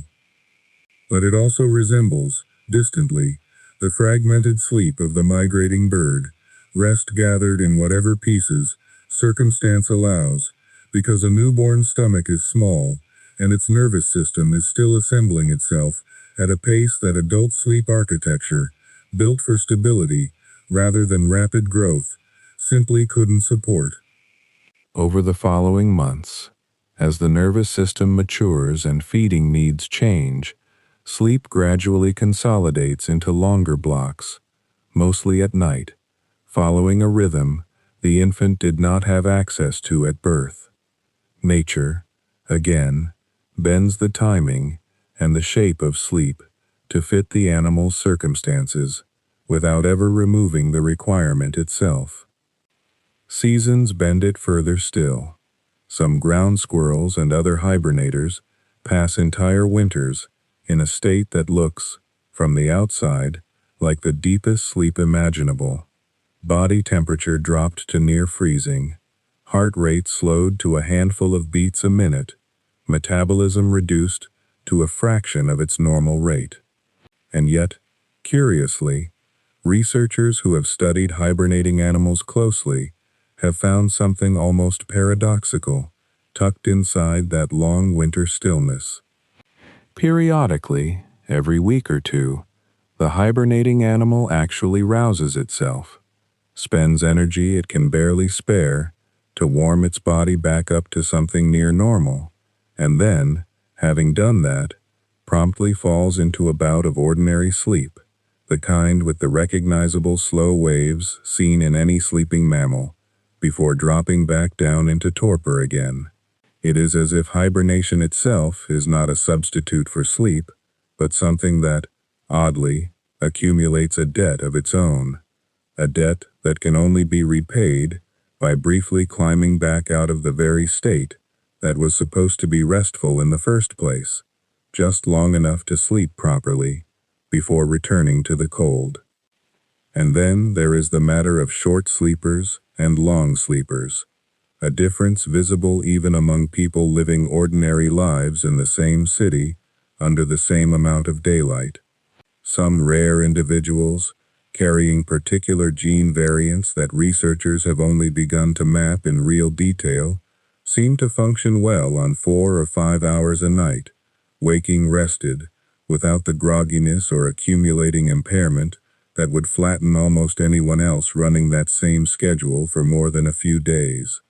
Other people, no less healthy, seem to genuinely need 9 or 10 hours to feel right, and shortchanging that need, even by an hour or two, leaves a debt that quietly accumulates. Neither group is doing sleep wrong. They are simply different settings on the same underlying dial, evidence that even the amount of sleep a body insists upon is not one fixed universal number handed down to every member of a species, but something with room to vary, individual by individual, in exactly the way that height or metabolism varies, while the deeper requirement, that sleep must happen at all, refuses to vary no matter whose genome you're looking at. If different people can thrive on such different amounts of sleep, then it makes sense to ask what happens when a person gets none at all, or far less than they need, because the shape of that breakdown is itself a kind of evidence, and it turns out to be one of the more informative places researchers have looked when trying to understand what sleep is actually for. The most immediate thing that happens within the first day of staying awake is small and easy to miss unless you are watching for it carefully. Attention does not fail all at once. It fails in flickers. A driver on a closed course, sleep-deprived but otherwise cooperative and trying hard to perform well, will hold a lane steadily for a stretch of highway and then, for a fraction of a second, simply stop tracking it. Researchers call these microsleeps, and they are exactly what the name suggests, tiny intrusions of sleep, sometimes less than a second long, sometimes several seconds, during which the eyes may stay open even as the brain, in that moment, is producing the slow electrical waves associated with actual sleep. The person often has no memory of it happening. They will insist, entirely sincerely, that they were awake the whole time, because from the inside, a microsleep does not feel like anything at all. It simply looks, from the outside, like a gap. This is part of why sleep deprivation is so dangerous, in a way that feels almost unfair, since the person experiencing it is frequently the last to know how impaired they've become. Their own sense of alertness, the internal gauge people normally use to judge whether they're safe to drive or operate machinery, becomes unreliable at exactly the moment it matters most. Mood tends to go next, or perhaps alongside, and it goes somewhere specific, rather than just generally downward. People who are experimentally kept awake for a night or two do not simply become sad, they become more reactive, more easily irritated, more likely to interpret a neutral comment as a criticism, more prone to react emotionally to things that would ordinarily be shrugged off. Brain imaging work on sleep-deprived volunteers has found heightened activity in the amygdala, a small almond-shaped structure involved in processing threat and emotional salience, alongside weaker communication between that structure and the prefrontal regions that normally help regulate it. The metaphor researchers sometimes reach for is a car with a twitchy accelerator and worn-out brakes. The emotional response itself is not necessarily larger, but the mechanism that would ordinarily rein it back in is operating late and underpowered. This is a case where it matters to be careful about what has actually been shown. A single sleepless night reliably produces measurable irritability and emotional volatility in a laboratory setting. That is different from claiming that chronic poor sleep causes depression or anxiety disorders in some simple, direct, one-way sense. The relationship between sleep and mood disorders, in the longer term, looks much more tangled, likely running in both directions at once, with poor sleep worsening mood, and low mood, in turn disrupting sleep, each feeding the other, in a loop that is difficult to interrupt from either end. Pain sensitivity shifts as well, and this is one of the findings that took longer to attract attention, perhaps because it seems, at first pass, like an odd thing for sleep to have anything to do with. But controlled studies applying mild, carefully calibrated heat, or pressure, to the skin of sleep-deprived volunteers have found that the threshold for reporting discomfort drops. The same stimulus that would be rated mildly uncomfortable after a full night's sleep gets rated as genuinely painful after a night without one. This has an obvious and uncomfortable relevance to anyone managing chronic pain, since poor sleep and heightened pain sensitivity can, again, reinforce each other, pain making sleep harder to get, and short sleep making the pain feel worse the next day. Metabolism is another place where the short-term laboratory data is unusually clean, cleaner than most findings in this field tend to be.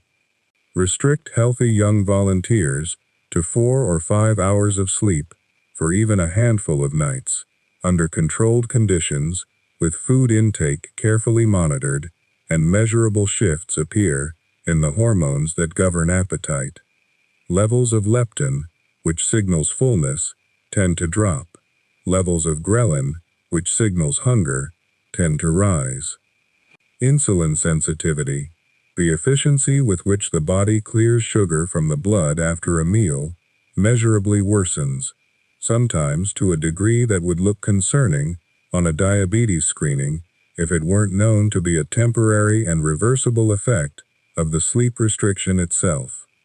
Volunteers in these studies, left free to eat what they want, tend to choose more, and to choose foods higher in fat and sugar, not necessarily because of any conscious craving, but because the hormonal signals that ordinarily make a modest meal feel sufficient are, quite literally, sending a different message than usual. Here again, it is worth separating the laboratory finding, which is fairly robust, from the larger and much more difficult question of whether chronically short sleep over years meaningfully contributes to obesity or metabolic disease across a population. That larger question involves so many other tangled factors: diet, activity, socioeconomic circumstance, genetics, that untangling sleep's specific contribution is a much harder scientific problem than measuring ghrelin after one bad night. Immune function tells a similarly layered story. In one now well-known study, healthy volunteers had cold virus dropped directly into their nasal passages under supervised conditions after having their sleep tracked for the preceding week.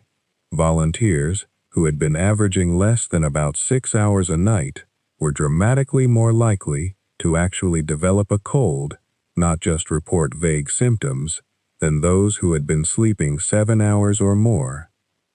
Other work has looked at vaccine response, finding that people who sleep poorly around the time of vaccination tend to produce fewer antibodies than well-rested people receiving the identical vaccine, a difference that shows up weeks later in blood tests. The mechanism seems to involve the redistribution and activity of immune cells during sleep itself, some types becoming more active during deep sleep in ways that appear to support the process of building a lasting immune memory. None of this means a single late night will make someone catch the next cold that walks through the door. It means that sleep appears to be one input among the usual list of hand washing and exposure and general health that shifts the odds. Cardiovascular strain shows up more slowly over the course of chronic, rather than acute deprivation, which makes it harder to study cleanly but no less consistently observed. Large population studies, following hundreds of thousands of people over years, have repeatedly found higher rates of hypertension, heart attack, and stroke among people who habitually sleep less than about 6 hours a night, compared with those sleeping 7 to 8. It is worth pausing on the word habitually, because this is exactly the kind of finding where the distinction between correlation and causation becomes genuinely difficult to sort out. People who sleep very little often also work irregular hours, experience more stress, or have underlying health conditions that independently affect the heart and simultaneously disrupt sleep. Researchers have tried to isolate the sleep variable using natural experiments, comparing cardiovascular events in the days just after clocks shift forward or back an hour each spring and fall, since that shift changes almost nothing about a person's life except the timing and amount of their sleep for 1 or 2 nights. Heart attack rates do show a small uptick right after the spring shift, when an hour of sleep is lost, and a corresponding small dip after the autumn shift, when an hour is gained. It is a modest effect, but a striking one, precisely because it strips away so many of the confounding factors that make the larger population studies harder to interpret. Memory, which earlier sections in this account have already touched on, from the angle of how sleep seems to consolidate what the day has laid down, also degrades in the other direction when sleep is removed, and not always in the way people expect. It is not simply that a tired brain fails to hold on to new information, though that happens too. Sleep-deprived volunteers shown a list of words or images the next day, immediately after staying awake all night, do worse at encoding that new material in the first place, apparently because the hippocampus, the structure most associated with laying down new memories, does not appear to function normally without having had sleep beforehand. It is a strange twist on the usual framing that sleep matters for consolidating memories from the day just finished, when it turns out sleep beforehand matters just as much for a person's ability to take in the day about to happen at all. Push the deprivation further, past 1 or 2 nights, and the mind starts producing experiences that begin to resemble something out of a fever or a psychiatric crisis in otherwise entirely healthy people with no prior history of anything of the kind. So where does that leave the question the whole of this account has been circling, quietly, for hours now? Why sleep at all? Why would a nervous system that took hundreds of millions of years to evolve, one exquisitely tuned to notice a predator's shadow or a snapped twig in the dark, agree to shut most of that noticing down for a third of every day, on every single day, for the whole of a life? The honest answer, the one that respects what is actually known rather than what would make a tidier story, is that no one has found the single reason, and by this point in the account, that should not feel like a disappointing place to land. It should feel, instead, like the natural shape of the answer, because everything traced so far, the toxin clearance, the memory sorting, the hormone timing, the immune coordination, the emotional recalibration, the heart's own quiet dependence on regular rest, all of it pointed toward the same structural truth. These are not separate problems that happen to share a solution by coincidence. They are problems that could hardly be solved any other way, because each of them requires the brain and body to enter a state that is, in some fundamental sense, unavailable while awake. Think of it the way an old building might need to close its doors for the night, not because closing is the point, but because so many of the things that keep it running cannot happen while the doors are open and people are moving through the halls. The floors cannot be properly washed while 1,000 pairs of shoes are still tracking across them. The wiring cannot be safely inspected while every circuit in the building is drawing power. The books cannot be reshelved in a library still full of readers, pulling volumes down and leaving them in stacks on the tables. None of these tasks are the reason the building exists.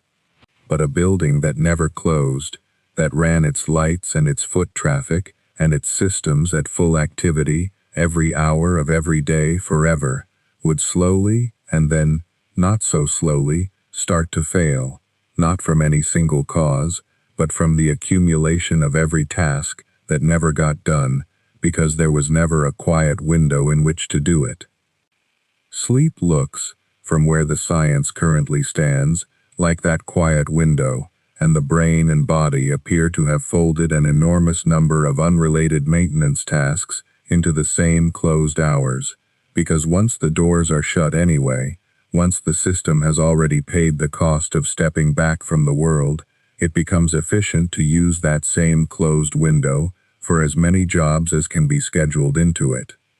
The glial cells widening their channels to flush the day's metabolic debris did not need to happen at the same time as memories reorganizing themselves into more stable and more abstract form, and did not need to happen at the same time as growth hormone pulsing out in its deepest bursts, and did not need to happen at the same time as certain classes of immune cells ramping up their patrol.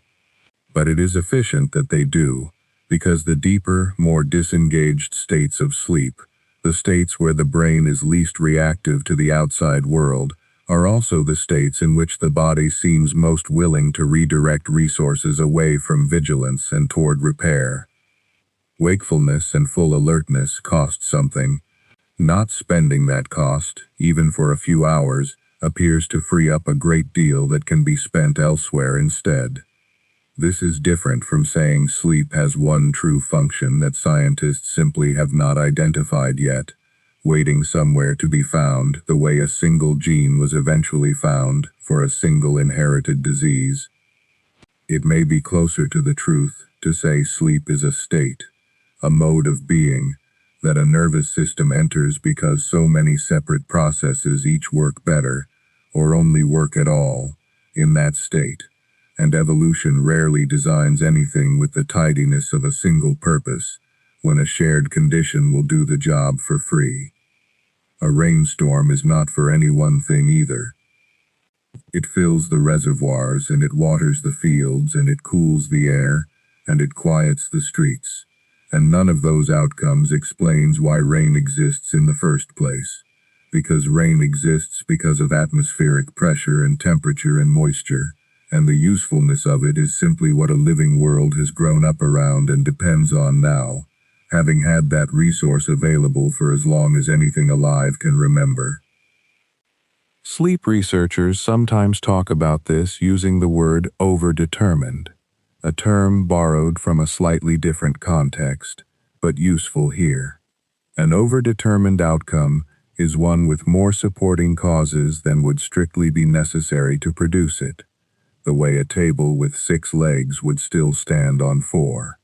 Sleep may be overdetermined in exactly this sense, held in place evolutionarily, not by one irreplaceable function, but by a whole cluster of them, so that even if a species somehow evolved its way out of needing sleep for memory consolidation, it would still need it for metabolic clearance, and even if it solved that too, it would still need it for immune regulation, and so on, each requirement acting as its own independent anchor, holding the behavior in place. This would also explain something that is quietly run underneath every section of this account, the fact that sleep looks different in nearly every species that has it, different lengths, different depths, different postures, and yet no species that anyone has found has managed to do away with it altogether, something that flexible in its form and that stubborn in its persistence usually turns out to be serving more than one master. None of this is presented as the final word, because it is not the final word, and it would be its own kind of dishonesty to end an account built on the value of held uncertainty with a false note of closure. Some of what has been described tonight rests on results replicated across decades and hundreds of laboratories. Some of it rests on early findings still being tested, still being argued over at conferences, still capable of being revised or discarded entirely as better instruments and better questions come along, the way the tools of this whole field were still being built within living memory, within the working lives of scientists who are only now approaching retirement. That uncertainty is not a flaw in the story. It is simply what the frontier of an active science looks like from the inside, at any point in its unfinished history, and someone listening to a similar account 100 years from now, an account made with instruments and methods not yet imagined tonight, might find plenty here to gently correct. But underneath the specific mechanisms, whichever of them eventually prove most important, and whichever turn out to be smaller pieces of a larger picture, one thing seems unlikely to change. The state itself, the letting go of wakeful vigilance, the periodic and reliable withdrawal from the sensing, reacting, deciding work of being awake, appears to be doing something that matters, something that no single waking hour, however well spent, can substitute for. Which is, in its own quiet way, where this account began, and where it can rest now too. Whatever sleep turns out to be for, in the end, in the fullest and most complete accounting science eventually manages to produce, the plain fact standing underneath all of it is that it is happening right now, or close to it, in the breathing that is probably slowed and steadied somewhere behind these words. The pause between each breath growing very slightly longer than it was at the start of this account, the shoulders loosening into whatever is holding them. The mind drifting further from the thread of any one sentence and further toward something looser, softer, less like following and more like floating. There is nothing left to explain tonight. The glial channels are already doing their slow work. If sleep has come, the heart is already finding its quieter rhythm. Nothing more is needed from you than what is already happening. Breath after unremarkable breath in the dark. Rest well.